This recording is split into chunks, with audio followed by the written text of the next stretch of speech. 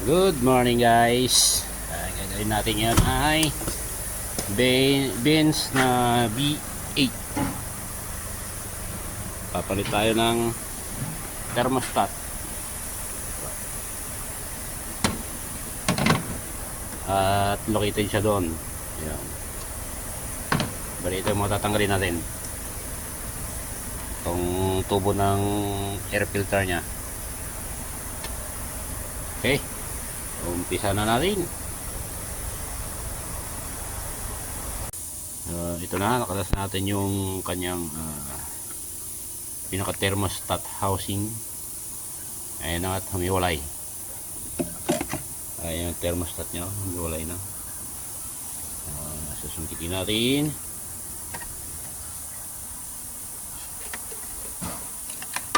Ayan, mahulog na.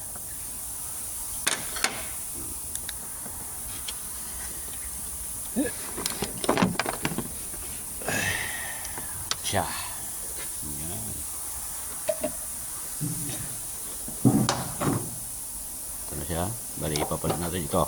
Yan. Dapat ganyan. Hindi siya nakaiwalay. Okay. Ang importante yan, maglagay tayo ng takip dyan kasi baka nga may hulugan ng minsan may mga biba tayong mga tornilyo. Pag pumasok sa loob yan, yari na. Okay. Bali okay na, naisalpak na natin. Ayan. Ito yung hose. Sigurado na yun natin na yung pinakagatla. Yung pinakagatla dito. Lalagpas siya dito sa lock spring na to. Kasi pag hindi siya lumagpas yan, pag uminit, mahuhugot yung hose. Kaya minsan medyo pangit sa gawa ng Benz.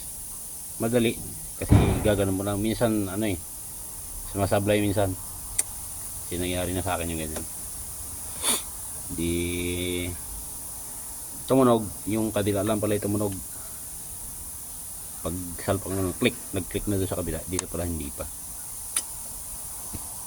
Kaya sunod na maglalagay ng ganyan kailangan isigurado. Okay. Okay na. Nabuo na. Nalagyan natin ng coolant. Bali may maliit siyang reservoir dito. Tapos ito yung isang malaki. Start natin. Pag may lumabas na check engine dito ay i-reset natin.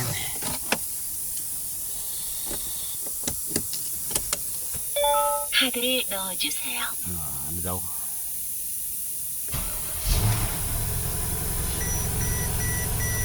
Okay. Lahat na wala. Kaya kasi nakalabas dyan yung check engine. Nung in-scan yan, lumabas yung kanyang temperature. Nengkaksu. Dito sa sa Korea.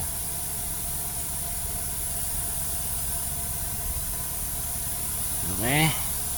Muna ipanda rin natin ito ng matagal. Antayin natin mag-automatic yung fan. Pag nag-automatic, ibig sabihin okay na. Tapos tsaka natin dagdagan uli yung kanyang coolant. Okay guys, salamat. Babalus. Pero ayan na, automatic na yung kanyang fan. Diesel fan. Kanyang cooling fan. Mataas ang ng Benz. Kasi yan, malapit na sa 100 bago umikot yung cooling fan nya.